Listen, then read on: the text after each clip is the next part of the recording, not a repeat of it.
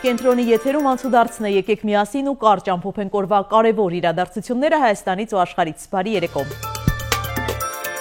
Իմպիչմենտի գործընթացի շուրջ ընդդիմադիր խմբակցություններն ընդհանուր հայտարարի չեն գալիս։ Նրանց համախոհները Facebook-ում վիրավորում են միմյանց։ Սերժ Սարգսյանն այսօր հայտարարել է, որ իմպիչմենտի գործընթացը մեկնարկել է, այնինչ Հայաստան խմբակցությունը սպասում է պակասող ևս 2 ստորագրության։ Ի սկզբանե դատապարտված չի այդ գործընթացը, երբ 36 պատգամավորներ չկան, առնվազն 54 ինչպես եք պատկերացնում, պարզ մաթեմատիկական հաշվարկ է։ Գիտեք, ես ինչից եմ զարմանում, որ լրագրողը, որ այդ թեմայով հետաքրքրվում է, ինչ-որ շատ չի հետևում տարբեր մարդկանց բացատրությունների։ Եթե օրինակ դուք երեք լսածոն էիք Հայկի Մամիջանյան, այդ հարցը չէիք տա, 36-ը ինչ կապ ունի, մեզ 54 է պետք, 36 սկզբ նախնական գործընթացը սկսել։ Ոչ, գործընթացը արդեն սկսված է, վաղուց սկսված է։ 36 պատգամավոր դրել է իր ստորագրությունը, պարոն Սարգսյան։ Լսեք, ես ձեզ ասում եմ, գնացեք թեման ուսումնասիրեք։ Ես ուսումնասիրել եմ, շատ լավ հավատացել, որովհետև գործընթացը սկսվում է, երբ ազգային ժողովի մեկ պատգամավոր առաջադրում է վարչապետի տեխնացու։ Գործընթացը այդ ժամանակ է սկսում, 36-ը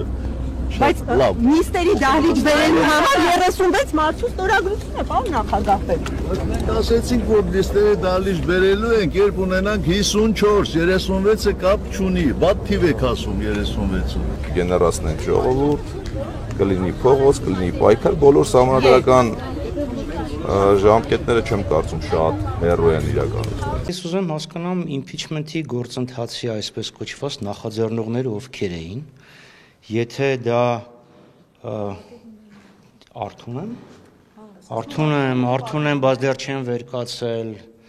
հես 5 րոպե էլ պարկեմ, եթե այդ կազմակերպությունն է, թող այդ կազմակերպությունը խորհրդա, եթե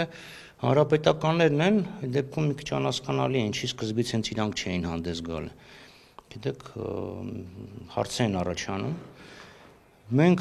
իմպիչմենտի մասին մեր կարծիքը հայտնել էինք դեռևս ամիս ու կես առաջ, որն են մեր պայմանները։ Մենք չենք շեղվում մեր հայտարարած նպատակից։ Դա վերահաստատել էր նաև խմբակցության ղեկավարը 2 օր առաջ տարածած իր հայտարարության մեջ։ Մեր խմբակցության պատգամավորներն են հստակ նշել։ Դա է իրականությունը, իմ մոտ այն տպավորությունն է, որ նախաձեռնողները կամ նախաձեռնողներին հետո աջակցողների այլ նպատակ ունեն եւ եթե իրանք իրոք շահագրգռված լինեին, որ այդ հարցը մտներ օրակարգ, իրանք առնվազն արդեն աշխատանքներ տարած կլինեին, նրանց հետո առանց քվեների հնարավոր չէ այդ հարցը կարգավորել, այսինքն թվում է թե 8 հոգի արդեն ստորագրել են, 28 հոգին են պակաս հենց ստորագրել, իրենք վազելով կմտցնեն ազգային ժողով եւ 72 ժամ հետո կունենանք նոր վարչապետ։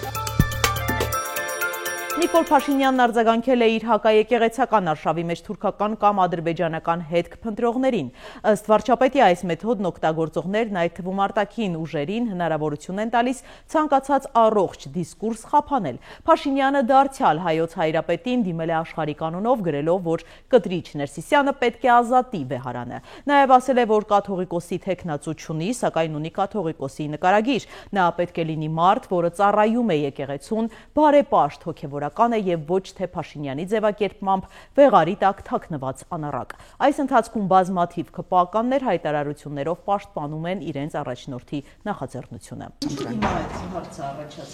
Հարգելի գործընկերներ, ծանոթ եմ ես հեսա հերթով կանադառնամ բոլոր քննադատություններին։ Ամենակարևորը, եթե Հայաստանում մենք այսօր խոսենք երևի բենզինի գների աճից, մեր ընդդիմությունը տենց կարող է ենթադրել, որ սոկարի գների հետ կապված Ադրբեջանը եսիմ ինչ արեց, դրա համար Հայաստանում սկսեցին խոսել բենզինի գներից։ Մենք խոսենք օդի աղտոտվածությունից, մեր հարգելի ընդդիմությունը կարողանա մոգոնի այդ մի հատ թեզը, որ չգիտեմ, Ադրբեջանից եկող քամիները խանգարում են, հասկանում եք, մենք ներքաղաքական ներքին թեմա քննարկելու իրավասություն չունենք ըստ իրենց, որովհետև ամեն ինչը նրանց սենց ուղեծիրում պտտվում է հակա-ադրբեջանական, հակա-թուրքական մտքերի ներքո։ Գարեգին երկրորդի դեմ այս արշավը նաև ձեր ռեյտինգին է հարվածել, որտեղ քաղաքացիների մեծ մասը համաձայն չէ այդ հետաքրքիր դիտարկում եք անում։ Այստեղ նաև ընդդիմությունը ասում է Կովկասյան բարեմոտրի արդյունքներով եկեղեցին ամենաբարձր վստահություն ունեցող կառույցն էր։ Ես հավատում եմ, որ մեր եկեղեցին Հայաստանի Հանրապետությունում ունի ամենաբարձր ռեյտինգը, բայց եկեք ընդունենք, որ հարցը հնչեցվել է այսպես. նախ գրված է ձեր կրոնական դավանության հաստատությանը դուք վստահում եք թե ոչ, հաստատությունը եկեղեցին է, եկեղեցուն մենք էլ ենք վստահում, հարգում, սիրում, պաշտում եւ հավատում։ Ինչ վերաբերվում է եկեղեցականներին, կոնկրետ օրինակ բերենք, եթե հարց հնչեցվի քաղաքացիների մոտ, դուք վստահում եք Գարեգին Բ-ին, ես չեմ կարծում, որ նույն պատկերը կստացվի։ Տարածքային կառավարման ու ենթակառուցվածքների նախարարը չի պատրաստվում խմբագրել իր անցյալը, Դավիթ Խուդատյանն այսպես է արձագանքել իր գրառման մասին հարցին։ Երեկվանից Facebook-ում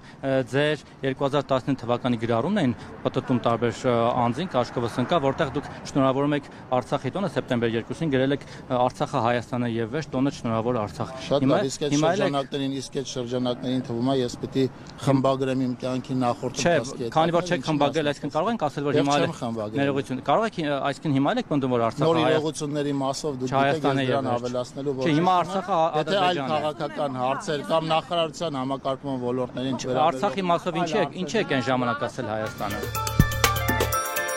Ըստ արևմտյան լրատվականների Իսրայելը պատրաստ է գործողություն սկսել Իրանի դեմ։ Հրեական պետությունը պաշտոնապես իրազեկել է Միացյալ Նահանգներին Իրանի միջուկային օբյեկտներին հարված հասցնելու մտադրության մասին, գրում է Washington Post-ը։ Այս տեղեկությունը համընկնում է ամերիկյան հետախուզության տվյալների հետ, որոնց համաձայն Իսրայելը մտադիր է դադարեցնել Իրանի միջուկային ծրագիրը։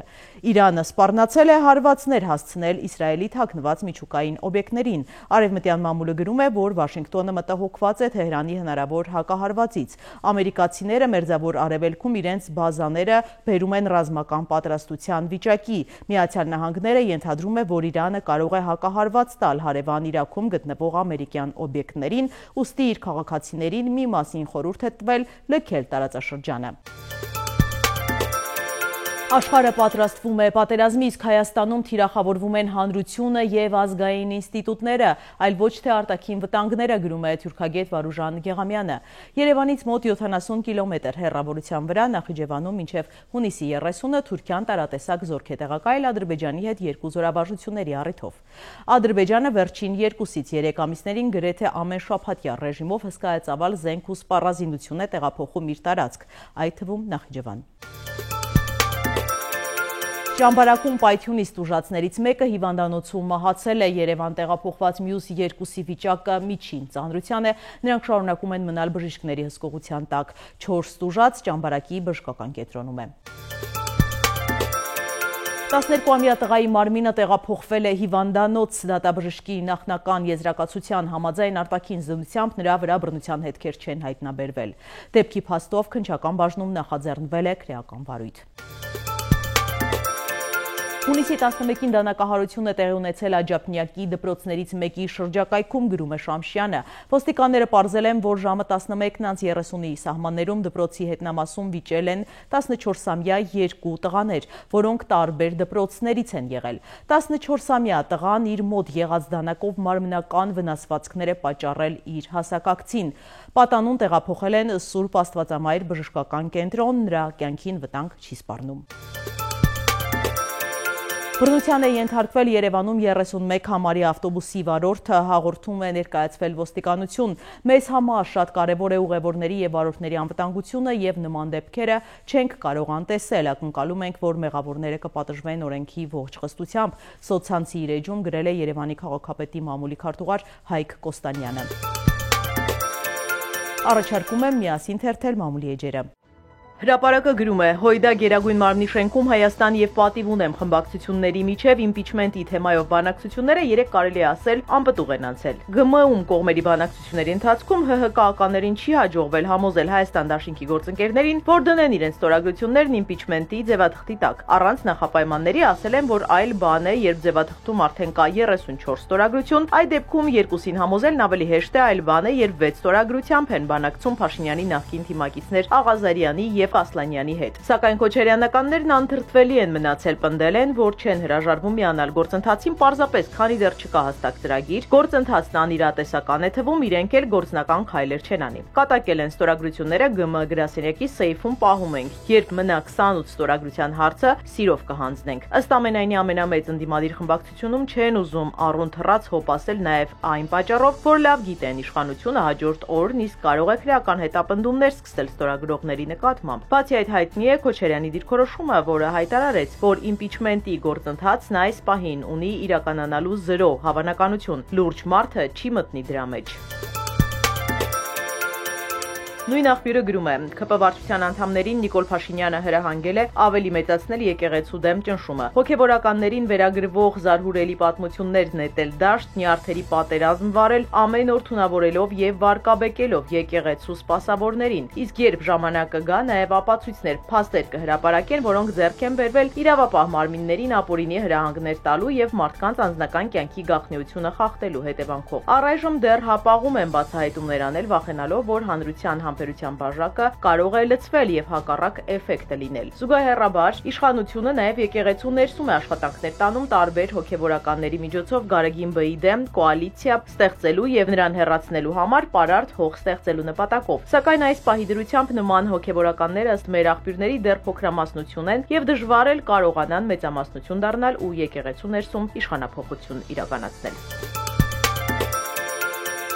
Ժողովուրդը գրում է, նախորդին ԿՊ վարչության նիստի թեմաներից կարելի է ասել գլխավորներից մեկը եղել է կաթողիկոսի հեռացման հարցը։ Օրաթերթի իշխանական աղբյուրները փոխանցում են, որ ԿՊ վարչության անդամները եւս մեկ անգամ պնդել են, որ վեհափառին ու նրա շուրջ հավաքված հոգեվորականներին պետք է ամեն գնով թույլատրել ու հանրային հնչեղության պետք է դարձնել Փաշինյանի հարցը կաթողիկոսը զավակ ունի թե ոչ։ ԿՊ վարչության գրեթե բոլոր անդամները պնդել են, որ ճնշումները պետք է շարունակել ու ըստ մեր տեղեկությունների ճնշումները կմեծանան բոլոր այն ընդդիմադիր ուժերի վրա, որոնք նախորդին գնացել են օդանավակայան եւ դիմավորել Գարեգին Բ-ին հաջակցություն նրա։ ԿՊ-ականները կարծում են, որ տարբեր քաղաքական ուժեր փորձելու են այս հարցի առնչությամբ քաղաքական դիվիդենտներ շահել, իսկ դա առաջիկայում պետք է կանխել։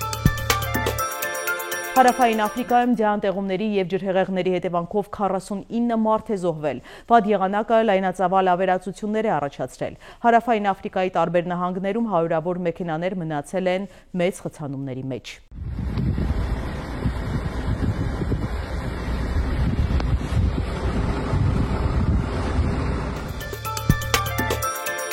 Ուզբեկստանի նախագահը 40 մեքենա է նվիրել ֆուտբոլի ազգային հավաքականի բոլոր խաղացողներին եւ մարզչական թիմին, որոնք պատմության մեջ առաջին անգամ աշխարհի առաջնության եզրափակիչ մրցաշարի ուղեգիր են ստացել։